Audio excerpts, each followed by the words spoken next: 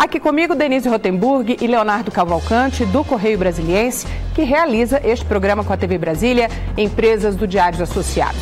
Nós estamos ao vivo na página do Correio Brasiliense no Facebook e você pode participar dessa conversa. Mande para a gente aqui as suas perguntas. Bem-vindo, presidente. Muito bom receber o senhor aqui na TV Brasília. Obrigado, agradeço a oportunidade. A gente começa aí falando, ontem o senhor confirmou que o julgamento da ação contra a chapa Dilma Temer vai ficar para a segunda quinzena de maio. Ministro, o Brasil todo quer saber, esse é um assunto que interessa a todo mundo. Quando o senhor acha que esse processo é finalizado? Eu posso até fazer uma brincadeira, termina quando termina, né? Quer dizer, na verdade, mas eu acho que não vai ser um julgamento muito alongado. Podemos ter, eventualmente, um pedido de vista, sempre ocorre isso em processos complexos. Agora mesmo nós estamos tendo julgamentos que eles estão acompanhando de governadores, governador do Amazonas, Tocantins, e em geral se sucedem pedidos de vista. Mas também no TSE, por conta da própria celeridade que marca a Justiça Eleitoral e também desse bem que se consome, né, que desaparece, que é o mandato, né? Então há uma certa pressa natural e, portanto, eu acredito que podemos até terminar esse julgamento ainda no primeiro semestre. Eu acho que é possível, então, a gente, mesmo com pedido de vista, de fato é um processo que a sociedade espera, até para ter a tranquilidade. Claro, eu acho que é muito justo que... Os processos ou vai julgar todo mundo junto? Resultado só depois do jogo. Ministro, essa questão, então, muita gente avalia que isso está sendo protelado exatamente para poder manter o presidente Michel Temer mais tempo aí no poder. Isso não está acontecendo. Para dar tempo de terminar o mandato. De maneira nenhuma, não há esse tipo de prática no âmbito da justiça e a rigor, todo mundo que acompanhou esse julgamento sabe que foi um julgamento complicado, porque se trata de quem? De presidente da República. Nós nunca tínhamos tido um processo contra presidente da República. Esse processo teve inicialmente o voto da ministra Maria Tereza, que indeferia o pedido. Depois teve um pedido de vista meu, que trouxe um voto, imagino substancioso, no sentido de deferir a investigação. Aí houve um pedido de vista do ministro Fux, depois um pedido de vista da ministra Luciana Loss. Nós consumimos, portanto, quase que todo o ano de 2015 discutindo só a admissibilidade desse processo. Foi algo lento. Depois discutimos quem que seria relator. Se era a ministra Maria Tereza, que ficara vencida, ou se eu, que era o detentor do voto vencedor. O ministro Toffoli levou isso assumiu a responsabilidade por decidir e acabou dizendo que era ela. Ela foi substituída pelo ministro Herman. Portanto, quer dizer, muitos incidentes no curso desse processo, de um processo complicadíssimo. Depois vêm todas as revelações da Lava Jato. E o próprio ministro Herman decidiu trazer essas informações. O que você achou dessa posição do ministro Herman de trazer esse processo da Lava Jato para o âmbito eleitoral? Tem uma discussão que os advogados da presidente Dilma suscitaram, dizendo que isso ampliou o fundamento do pedido. Mas esse é um debate que certamente vai se travar no âmbito do tribunal. Eu acho que, do ponto, vamos chamar assim, jurídico-político, foi uma visão cuidadosa da parte dele, porque essas informações estão aí, estão no ar, né? As pessoas sabem disso. Quer dizer, agora fingir que elas não existem, né, seria, de fato, iludir um pouco a população. Agora, ministro, já se falou que na hipótese aí do presidente Michel Temer vir a perder o mandato em função desse processo, um dos nomes mais cotados, pelo menos é o que eu escuto no Congresso, inclusive dos deputados, especialmente do baixo clero. Eles dizem que o menor nome é Gilmar Mendes, para ser candidato a presidente da República numa eleição indireta. O senhor acha disso? O senhor gostaria de ser candidato? Não, isso é algo absolutamente impossível de se dar até do ponto de vista jurídico. Por quê? Porque, veja, essa eleição tem que se fazer, nos termos da Constituição, teria que se fazer em 90 dias. Né? O prazo de desincompatibilização, quer dizer, para que se engajarem em qualquer partido, no caso de um juiz, teria que ser de 6 meses. Portanto, todos os cálculos que fazem em relação à ministra Carmen Lúcia ou em relação a mim, a despeito de eu não ser candidato, obviamente, mas lida como algo impossível. Até fico assim, lisonjeado, né? É claro que isso afaga o meu ego, no sentido de dizer, não que eu queira ser presidente da República, mas que eu atuo bem onde estou atuando, né? Eu acho que a partir de agora esse processo do TSE ele qualifica o tribunal? Estou perguntando isso pelo seguinte: de certa forma, como o senhor mesmo disse, nunca se teve um processo desse. Sempre o TSE julgou governadores e ficou por aí. Você acha que o TSE sai melhor desse processo? Eu tenho a impressão de que esse será o resultado. E se você olhar o meu voto, até tentando pacificar o espírito dos meus colegas lá na admissibilidade, eu dizia, a minha pretensão não é caçar a presidente, mas mostrar como se deu essa eleição. E de fato houve abuso, porque nós tínhamos a impressão de que tinha havido abuso. Não é? A ideia já de que o Petrolão tinha financiado a campanha e tudo mais, isso já estava presente. Então, foi um pouco isto. Quer dizer, e eu acho, o ministro Herman Benjamin tem falado, isso será um julgamento histórico. Eu acho que será um julgamento histórico, independentemente do resultado, se é procedente ou improcedente. Por quê? Porque nós vamos ter, com trânsito em julgado, a informação do que, como se fez essa campanha de 2014. As revelações que estão aí, elas são realmente preocupantes. Eu vou falar só um dado. Veja, nós trabalhamos com 360 milhões de declaração de gasto da campanha da presidente Dilma. O candidato a essa declarou 240, 230 milhões. Portanto, uma diferença aí relativamente significativa, mas não tão longe. O ministro Toffoli disse, tudo indica pela quantia, pela quantidade, que não houve Caixa 2. Agora, Marcelo Odebrecht declara e doou 150 milhões em Caixa 2 para a campanha presidencial. Portanto, só uma empresa ou só um grupo empresarial quis ter doado 150 milhões. Praticamente a metade do que ela declarou ter gasto. Por isso que os números hoje oscilam. Chega-se a dizer que o gasto da campanha chegou a 1,3 bi. R$1 bilhão numa campanha política não é muita coisa não, ministro? Veja isso não leva aquela coisa de compra de voto, que a gente ouve falar tanto nisso, mas nunca se conseguiu provar, que é aquela coisa das pessoas pegarem o dinheiro para pagar diretamente ao eleitor no dia da eleição. Fala-se muito nisso, a título de trabalhar ali um cabo eleitoral, uma coisa, pagar, acaba comprando votos do eleitor. Como é que resolve isso? Nós temos alguns mistérios quando trabalhávamos, vamos chamar assim, na análise dos gastos da campanha.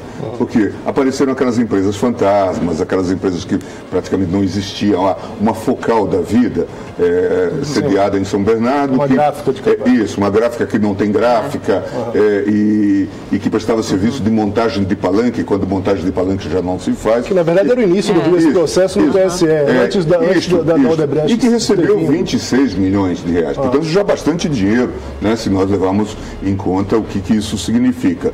Mas, a rigor, isso indica, talvez, desvio de recursos na campanha. E aí, talvez, até para atender a cabos eleitorais e coisa do tipo. Mas, diante agora do montante que se revela, a nossa preocupação tem que ser muito maior. É claro que as distorções se acumularam. E eu digo sempre, o resultado desse processo será muito bom para o Brasil. Por quê? Porque vai estabelecer um novo parâmetro de fazer campanha. Né? Um novo paradigma. A legislação terá que mudar. Independentemente de... Acho que sim. Você acha que o Brasil consegue virar essa página? A gente consegue sair de um patamar e ir para outro? Eu acho que sim. Eu tenho discursado nesse sentido. Eu tenho dito que nós temos que engajar nossas energias, as boas energias que nós temos, na reforma política. Nós conseguimos virar a página da infração crônica fazendo o plano real, num momento em que ninguém acreditava. É possível fazer isso também, e nós necessitamos de fazer isso no âmbito político para ganharmos estabilidade. O país tem força, veja que o país consegue reagir, parece que reage à noite. Mas esse Congresso tão atacado e tão envolvido e suspeito em relação, especialmente à Lava Jato, ele tem condições de fazer essa reforma política? Eu tenho a impressão que nós vamos ter que fazer distinções e de fato, em termos de responsabilidade. Quem tiver responsabilidade de corrupção tem que ser, de fato, afastado, criminalizado e tudo mais. Se houver outro tipo de irregularidade... Caso Caixa 2. Caso de Caixa 2 e coisa do tipo, nós temos que encaminhar num outro tratamento, não é? E encarar isso como o TSE sempre pagar multa e pronto. Isso, ou alguma coisa nessa linha. E, de fato, tentar evitar essa demonização da política como se vem fazendo. Essa mudança, essa virada de página, como a Gláucia fala, é possível que se volte atrás em relação a doações de empresas privadas, por exemplo, no futuro próximo? Não vejo condições. Hoje, pelo menos, não vejo condições. Eu até acho que nós precipitamos, eu sou um crítico da decisão do Supremo em relação a isso. Contando isso justamente por isso. Isso. Então, eu sou um crítico dessa decisão. Acho que, inclusive, colocamos o carro na frente dos bois, porque discutir financiamento sem discutir o sistema eleitoral foi algo indevido, quando, na verdade, essas são discussões que devem se fazer de maneira casada. O sistema eleitoral e aí, então, um financiamento adequado. Mas eu acho que não tem condições. Não tem condições, primeiro, porque o Supremo declarou que é inconstitucional, né? Com grande apoio na opinião pública em geral. Por outro lado, as empresas hoje não querem doar.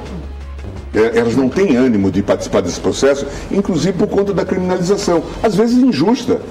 O que se passou agora a simplesmente fazer um tipo de relação de causalidade. Doou por quê? Quando, na verdade, em muitos casos, não há nada disso. É natural que as empresas apoiem candidatos, por exemplo, de feição liberal, que defendem a livre iniciativa, o livre comércio, né, interesses determinados. Isso é absolutamente legítimo. Mas tudo isso entrou nesta névoa, né, quando não na certeza mesmo de que está havendo sempre algo indevido. Mas, ministro, historicamente, a gente vem vendo com todas essas delações que não é só por causa disso, né? Então, sempre tem o toma lá da cá. Nessa coisa de que a empresa está dando por causa de uma ideologia e tal, doando, mas a gente vê que ela quer alguma coisa em troca. A gente vê, por exemplo, que nas informações que tem aí, acho que tem muitas informações truncadas. E a imprensa tem sido muito mais sensível para aquilo que chama mais atenção. Havia uma troca de favores. Mas muitas informações vêm no sentido de que apoiei por quê? Porque era um candidato viável da oposição. Não é? Quer dizer, tinha perspectiva de eleição. Ora, bolas, é natural que isto seja reconhecido como um critério da empresa de fazer a doação. Não tem aqui nenhum negócio envolvido. Né? Era um candidato responsável. É um bom nome do partido. Né? Ter diálogo também com a oposição. Em suma, isso faz parte da realidade. Né? Então, nós não podemos agora demonizar isso ou cairmos num purismo absoluto, sob pena de, na verdade, daqui a pouco, não acharmos ninguém em condições de fazer política. Agora, ministro, não tem campanha grátis, né? A gente sabe que custa dinheiro. O eleitor, o cidadão comum, o contribuinte, deu sinais já, pelo menos nessa eleição municipal, na última, que não quer financiar essas campanhas. Como é que faz, então? O financiamento público, o senhor acha que é possível no sistema de hoje ou tem que vir aí a lista fechada? Eu tenho a impressão de que precisamos discutir o sistema eleitoral, porque, de fato, temos que explicar ao distinto público de que se cuida. Se vamos fazer financiamento público, e veja que os números variam, não é? Fala-se de 1 bilhão, 2 bilhões, aí falam-se de 5 bilhões. Né, para o financiamento. Bom, mas vamos distribuir esse dinheiro para cada candidato nesse sistema atual de lista aberta. Daqui a pouco vamos ter gente fazendo férias em Miami, como temos hoje os funcionários públicos, que simulam-se como candidatos para ficarem de férias 6 meses ou coisa do tipo. Como o próprio fundo partidário, por exemplo, que é um exemplo prático agora de como o dinheiro público é destinado a partidos e... Veja, então imaginem essa distribuição de recursos insuficientes. Porque é um cálculo, por exemplo, do cientista político Lavareda, que diz que a campanha de deputado federal custou para todos os candidatos algo em torno de 5 bi. Nesse modelo que está aí. Portanto, só a campanha de deputado federal. Se nós formos distribuir recursos para a campanha de deputado federal estadual, vai dar alguma coisa como 180 mil, 160 mil para cada candidato a federal. Para cada candidato estadual, alguma coisa como 80, 100 mil. Óbvio que isso é insuficiente para a campanha como nós a fazemos hoje. Teríamos que mudar o sistema. E, claro, pelo menos no primeiro passo, o ideal é que conseguíssemos caminhar para uma ideia de uma lista pré-ordenada, que chamam de lista fechada, e também provoca aí repulsa, em que os partidos apresentassem os candidatos. Né? E o eleitor escolheria essa lista tendo em vista as virtudes e, eventualmente, os defeitos desses candidatos. Tanto é que se diz, vai se esconder nome na lista. É impossível esconder nome na lista. Mas a vantagem é que aqui a gente separava o dinheiro do candidato. O partido é que receberia o recurso e faria ele próprio a campanha. Seria um fundo, no caso. Seria um fundo muito mais controlável e evitaria essa situação que hoje nós temos. Ministro, mudando de assunto, a CCJ do Senado acabou de aprovar o abuso de autoridade e o projeto deve ir ainda hoje à votação no plenário. Na avaliação do senhor, como é que é a importância desse projeto? Como é que o senhor avalia? Eu tenho a impressão de que... O Ministério Público, desculpe, o Ministério Público reclamou muito, associações de juízes também. Como é que o senhor avalia esse projeto? Eu acho até engraçado autoridades reclamarem de uma lei de abuso de autoridade. Porque o que eles podem pedir é que os textos sejam aperfeiçoados, que haja clareza, que não haja tipo aberto. Não é? Essa ideia que falam aí do tal crime de hermenêutica não deve, de fato, ocorrer. Mas eu acho que faz falta uma lei de abuso de autoridade. A última lei que nós tivemos, e que ainda hoje está em vigor, e obviamente é muito incompleta, é até ingênua no atual contexto brasileiro, é a lei de abuso de autoridade feita por Milton Campos, em 65, portanto, passé, totalmente passada. Não é? Precisamos de uma nova lei. Vazamentos de informações, exposição de presos. Sabe lá com quem está falando, tudo isso que a gente sabe, que são práticas correntes. A lista de abuso de autoridade vai de A a Z no Brasil. Então é preciso colocar isso, até para que não ocorra e para que haja algum tipo de inibição. Eu não tenho o menor constrangimento em defender, até porque defender isso no Pacto Republicano. O projeto de lei originário foi da nossa lavra. Quem trabalhou nisso? Pessoas insuspeitas, de visão liberal. Everardo Maciel, Rui Estouco, um desembargador de São Paulo, da melhor qualidade, que trabalhava no CNJ, Teori Zavascki. Em suma, pessoas com abertura mental, com compromisso institucional. Os investigadores, então, não teriam por que ter receio em relação ao abuso? Claro que não. Aí reclamam, mas e se o promotor arquivar, vai ter uma ação penal subsidiária. Correto. Porque o promotor pode arquivar o pedido abusivamente. Quer dizer, nós temos que mudar o paradigma. O que é Estado de Direito, Leonardo? Estado de Direito é aquele em que não tem soberanos. Todos estão submetidos à lei. Portanto, promotor, juiz, delegado, todos estão submetidos à lei. A lei de abuso de autoridade é isso. Agora, ministro, você acha que a lei brasileira, ela é aplicada da mesma forma para todo mundo? Para todos? Claro que não. Esse é o grande problema de um país com tantas assimetrias. Por isso que nós temos que melhorar a aplicação da lei. E, nesse sentido, nós temos hoje dois grandes órgãos que poderiam funcionar de maneira mais adequada. O CNJ e o CNMP. O senhor até comentou isso, que eles deveriam funcionar melhor. O que tem que melhorar? O senhor chegou a comentar isso em Lisboa. O que tem que melhorar nesses dois conselhos? Veja que nós estamos discutindo agora a questão do foro, não é? E o discurso é o foro no Supremo não funciona e no primeiro grau funciona. Lê do engano. A justiça criminal brasileira, ela é falha como um todo. Nós vimos agora o caso do goleiro Bruno. 6 anos para julgar uma apelação em Minas Gerais? Justifica-se isto? Ou o caso do Carandiru? Estamos falando só de primeira instância, portanto, e de segunda instância. O caso do Carandiru. Quantos anos? Quantas crianças já nasceram e que não sabem o que é o Carandiru? Né? Agora que foi julgada a apelação no Tribunal de Justiça de São Paulo. E aí vem dizer que a justiça ordinária funciona, porque o paradigma é o Moro, que só está fazendo isso graças a uma decisão do Tribunal Regional Federal de São Paulo. Não estou dizendo do Rio Grande do Sul, não estou dizendo que isso foi errado, mas eu estou dizendo que não é esse o paradigma da justiça. O paradigma da justiça criminal brasileira é de deixar prescrever crime de júri. 20 anos, portanto. É crime de homicídio e tentativa de homicídio doloso. Então, nós precisamos melhorar muito isso, cobrar isto. E é um país em que os inquéritos, às vezes, não se abrem. Não são abertos. Logo, em caso de homicídio, não abre inquérito. Quando o inquérito é aberto, não se oferece denúncia, não se conclui. Depois não se oferece denúncia. Então, eu acho que esses dois órgãos poderiam fazer um mutirão para tentar melhorar vivamente essa seara. E melhorar a justiça como um todo, e melhorar a aplicação da justiça, de maneira mais igual, menos assimétrica. Ainda sobre o foro, só para ficar claro aqui, porque hoje, inclusive, o processo é um projeto que não anda. O senhor é a favor ou é contra o foro privilegiado? Eu tenho a impressão, eu não vejo o foro como um mal em si mesmo, mas a minha avaliação é de que o Constituinte foi muito otimista. Como assim? Ele não esperava que entre os detentores de foros haveria essa, vamos chamar assim, criminalidade quase que sistêmica. Mais da metade do Congresso hoje está sendo investigada.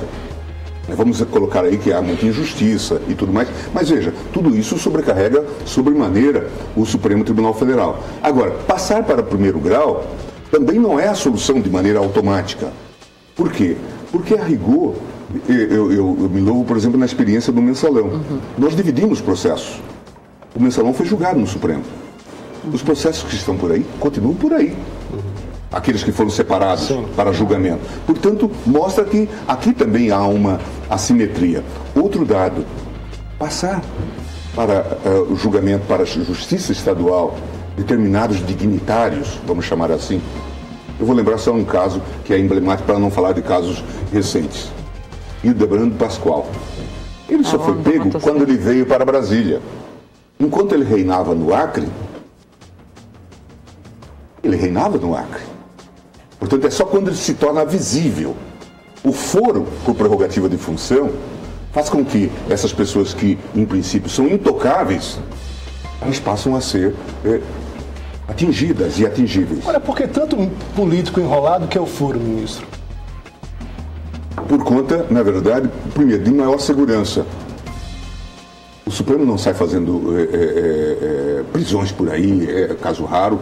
Vocês viram, o caso do senador Delcídio, por conta de uma certa segurança no próprio julgamento.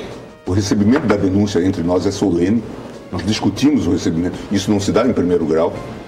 Então, há uma série de razões. É um tribunal muito mais parcimonioso em relação a isso. E tem que ser, porque é a última decisão. E para o político, na verdade, o processo criminal já é uma pena em si mesmo. Já é uma pena.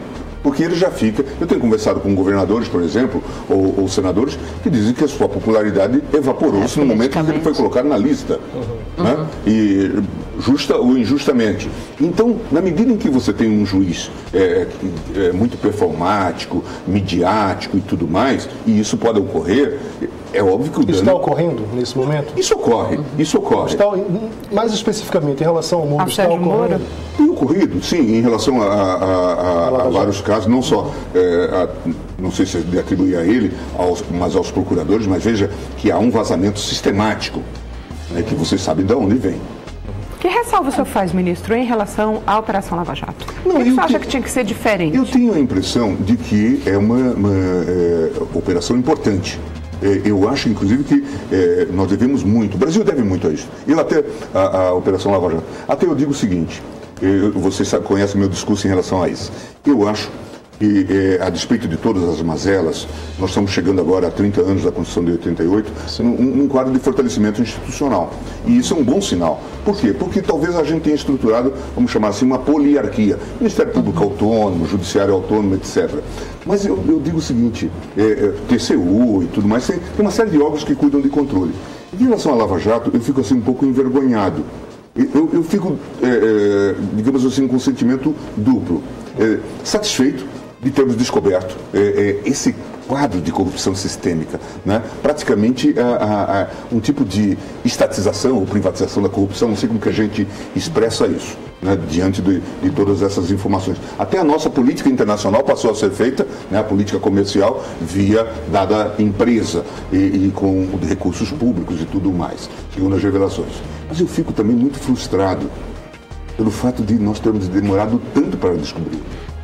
E aí eu acho que todos os órgãos de controle, de alguma forma, falharam. Tem que fazer o seu meia-culpa. Tem que fazer o seu meia-culpa. O que estava fazendo o TCU? Né? Os órgãos todos de controle, os TCS e toda essa história. Portanto, a gente tem que discutir, e tem que discutir na raiz, inclusive a presença do Estado na economia. Porque essa foi a matriz de toda essa confusão. Em relação à Lava Jato e à sua pergunta, eu diria, há muita mídia em torno desse assunto.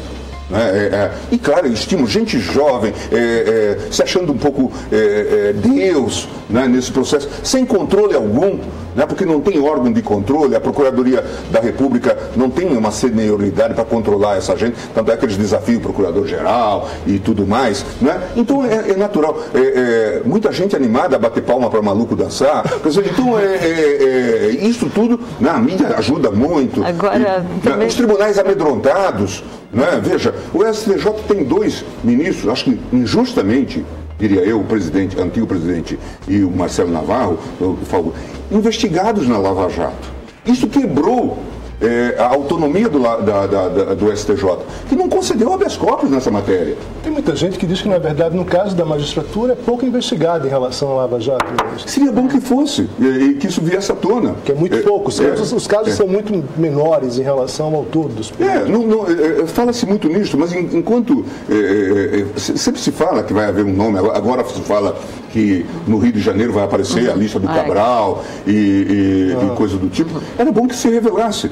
Não é? Era bom que se revelasse. Dentro do devido processo legal, acho que é possível. Mas é preciso realmente ter muito cuidado com isso, sobretudo porque as pessoas não estão fazendo nada mais do que o seu dever. O promotor, o juiz, eles estão só fazendo isso, cumprindo o seu dever. Né? Então não tem que virar ídolo por esse fato, né? Não tem que virar artista de cinema, nem candidato a presidente da República. Agora, se fala muito que o senhor falou em pessoas animadas, né? Desde ontem, os que estão presos lá em Curitiba, especialmente, ficaram muito animados com a decisão de mandar para casa o Bunlai, amigo do Lula, e os operadores Cláudio Genu e Fernando Moura. Como é que é isso? Vem aí uma nova fase de colocar as pessoas... Eu tinha a impressão, no tribunal teve já vários debates sobre isso. Há muitas tecnicalidades nesse processo em relação a questões que já estavam prejudicadas, habeas corpus que estavam prejudicadas. Até eu chamei isso de uma corrida maluca, porque a rigor o sujeito impetra o habeas corpus contra a denegação de uma liminar. Aí vem a decisão agora do próprio habeas corpus. Ele diz, está prejudicado o habeas corpus. Quer dizer, em suma, ele nunca consegue atingir o objetivo. Ontem nós acertamos isso. O ministro Fachin, que vinha da primeira turma, tinha esse entendimento e indeferiu vários habeas corpus. Nós ontem, então, entendemos de prover os agravos e conhecer, então, dos habeas corpus. E decidimos isso em casos tradicionais. As pessoas não cometeram crimes violentos. Não tem mais possibilidade, eventual, de dar continuidade ao projeto criminoso, que é uma justificativa para a prisão preventiva.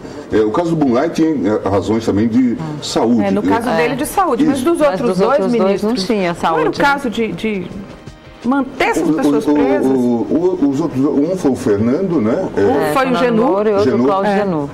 O do Fernando, o ministro Thiori já tinha entendido, e aqui é até um caso curioso, a imprensa não deu a devida atenção. O Ministério Público estava pedindo a prisão e eles tinham sido presos porque tinha quebrado o acordo de delação, não tinha cumprido o acordo de delação. O ministro Thiori entendeu que o descumprimento do acordo de delação não justificava a prisão preventiva. Ela tem pressupostos, inclusive, de índole constitucional. E veja, acolher a tese do Ministério Público é aquela coisa, pode-se prender a guisa de até tortura para que o sujeito delate e tudo mais. E se ele descumprir, ele volta para a cadeia. Então, é um caso delicado, até do ponto de vista, vamos chamar, da filosofia constitucional e penal. E, no caso do Genu, o que se alegou?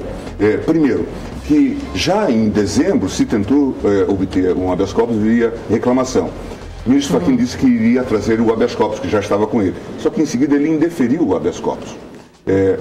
Ontem nós discutimos isso e consideramos o seguinte: em setembro ele já sai cumprindo pena para o regime semiaberto. E nós não temos decidido ainda o habeas corpus. Ele só tem uma condenação em primeiro grau. Quando nós dizemos que para cumprir pena ele precisa estar com pelo menos a condenação da segunda instância. Então nós estamos procedendo a uma contradição nesse caso, em que o sujeito tinha que cumprir já a pena em primeiro grau, porque daqui a pouco ele sairia pela porta da frente, como disse a advogada, simplesmente já tendo cumprido boa parte da pena. Voltando à pergunta da Denise, esse sinal do STF ontem é uma clara crítica ou uma equalização em relação ao tempo de prisões em Curitiba, por exemplo? Eu já tinha dito em outro momento... O senhor vai responder essa pergunta no próximo bloco, porque a gente vai fazer um break bem rapidinho e já volta com mais CB.poder.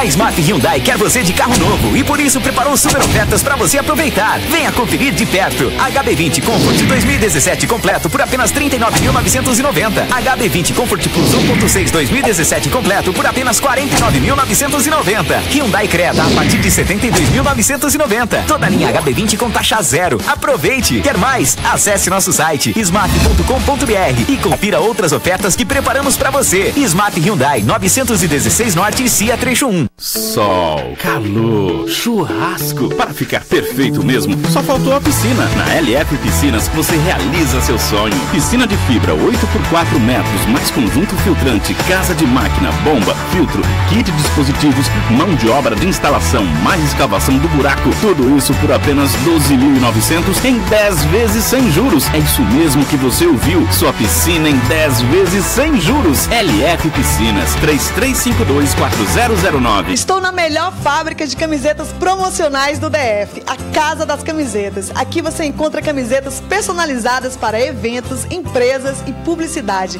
Acesse o site casadascamisetas.com.br e faça o seu orçamento. A Casa das Camisetas é líder de mercado. Qualidade, agilidade e o menor preço garantido. E cobrimos todos os orçamentos. casadascamisetas.com.br.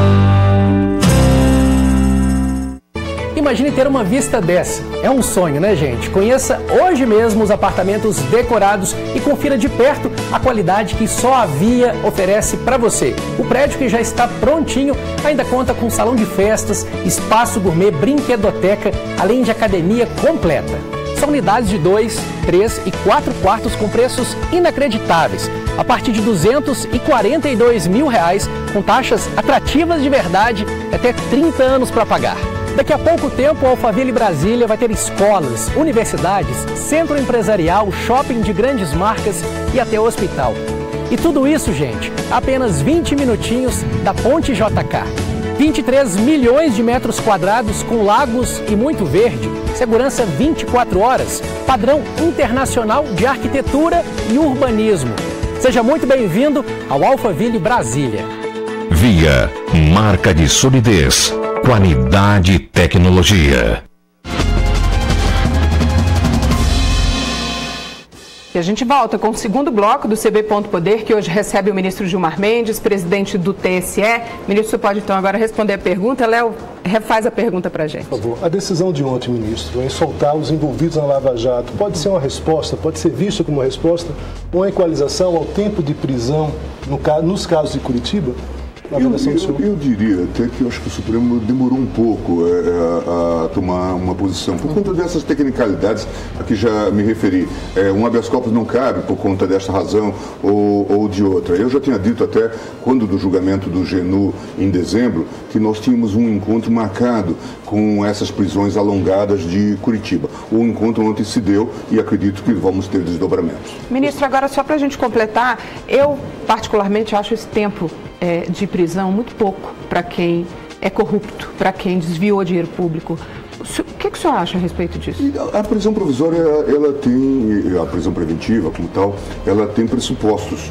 É preciso que haja risco para a instrução processual penal, de que haja possibilidade de continuidade. Em muitos casos, a prisão aqui se justificava, porque por se tratar de uma organização criminosa que estava integrada e poderia continuar a praticar crimes ou a obstruir a justiça, como temos notícia aí de práticas no sentido de lacerar provas, eliminar provas. Então, nesses casos, justifica-se. Agora, feita a quebra de sigilo, quer dizer, feita a prisão, feita a quebra de sigilo do indivíduo, feita a busca e apreensão eventual de documentos, formulada a denúncia, muitas vezes, qual é a justificativa para a continuidade da prisão, se não há mais risco para a instrução? O importante é que o processo ande e haja sentença. Se houver a confirmação em segundo grau, executa-se. Esse é o modelo que me parece adequado. No caso do mensalão, acho que o Supremo foi